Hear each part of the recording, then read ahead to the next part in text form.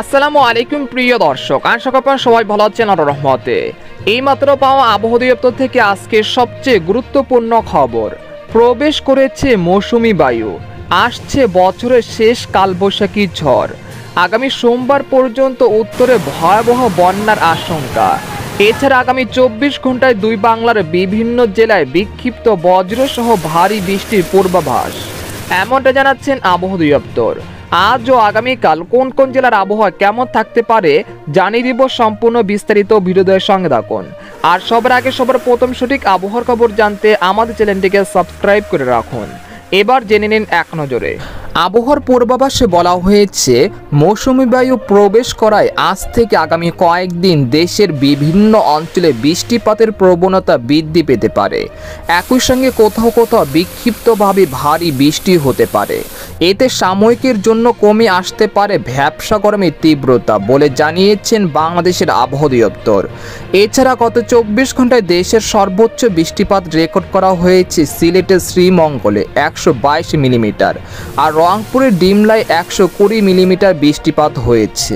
এদিকে আবহাওয়ার আরেক সতর্কবার্তায় বলা হয়েছে, এখন থেকে পরবর্তী 72 ঘন্টায় ময়মনসিংহ, শেরপুর, নেত্রকোনা, ফুলপুর, রংপুর, কুড়িগ্রাম, ঠাকুরগাঁও, দিনাজপুর, পঞ্চগড়, গাইবান্ধা, চিলমারী, রাজশাহী, নওগাঁ, চাঁপাইনবাবগঞ্জ, বগুড়া, আদামদিঘি, জয়পুরহাট, সিরাজগঞ্জ, টাঙ্গাইল, ঢাকা, কাপাসিয়া, কিশোরগঞ্জ, মুন্সিগঞ্জ, নারায়ণগঞ্জ, কুমিল্লা, ব্রাহ্মণবাড়িয়া, ফেনী, নোয়াখালী ও এর পার্শ্ববর্তী অঞ্চলসহ সিলেট বিভাগের সকল জেলায় বিক্ষিপ্ত বজ্রসহ হঠাৎ কালবৈশাখী ঝড় ও ভারী থেকে অতি ভারী বৃষ্টি হতে পারে। তাই উত্তর পশ্চিম আকাশে কালো মেঘ দেখতে পারলে পূর্ব প্রস্তুতি নিয়ে রাখবেন।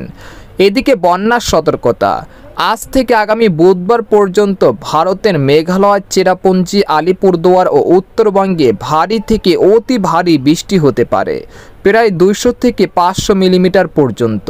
এতে রংপুর ও সিলেট বিভাগের নদ নদীর পানি বেড়ে নদীর তীরবর্তী নিম্ন অঞ্চল বন্যায় আক্রান্ত হতে পারে। ইতিমধ্যে টানা বৃষ্টি ও উজানে পাহাড়ি ঢলে সুনামগঞ্জের সব নদ নদীর পানি বাড়ছে। যে কোনো সময় নিম্ন অঞ্চল প্লাবিত হয়ে পানিবন্দী হয়ে যেতে পারেন লাখ লাখ মানুষ। তাই অনুরোধ থাকবে, নদীর তীরবর্তী অঞ্চলে বাসিন্দারা যারা আছেন তারা আশ্রয় কেন্দ্রে চলে যান। এদিকে বর্ষার আগমনী বার্তা, আজ দেশের চট্টগ্রাম বিভাগের অধিকাংশ স্থানে, ঢাকা বিভাগের কিশোরগঞ্জ, সিলেট বিভাগের সকল ও ময়মনসিংহ বিভাগের পূর্ব অঞ্চলের বেশ কিছু স্থানে প্রবেশ করেছে বর্ষা এবং মৌসুমি বায়ু বা বর্ষা জুন মাসের প্রথম সপ্তাহে সারা দেশে বিস্তৃত হতে পারে। এতে গরমের তীব্রতা কমে আসতে পারে।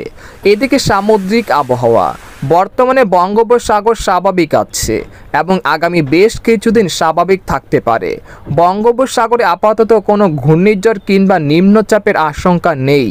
আপনারা মাছ ধরার ট্রলার নিয়ে সমুদ্রে যেতে পারেন, কোনো সমস্যা হবে না ইনশাল্লাহ। এদিকে বাংলাদেশের আবহাওয়াবিদ মোহাম্মদ হাফিজুর রহমান জানান, আজ সকাল 9টা থেকে পরবর্তী 24 ঘন্টায় রংপুর, ময়মনসিংহ ও সিলেট বিভাগের অনেক জায়গায়, রাজশাহী, ঢাকা ও চট্টগ্রাম বিভাগের কিছু কিছু জায়গায় এবং খুলনা ও বরিশাল বিভাগে 2-1টি জায়গায় অস্থায়ীভাবে দমকা বা ঝড়ো হাওয়া সহ বৃষ্টি বা বজ্র সহ বৃষ্টি হতে পারে।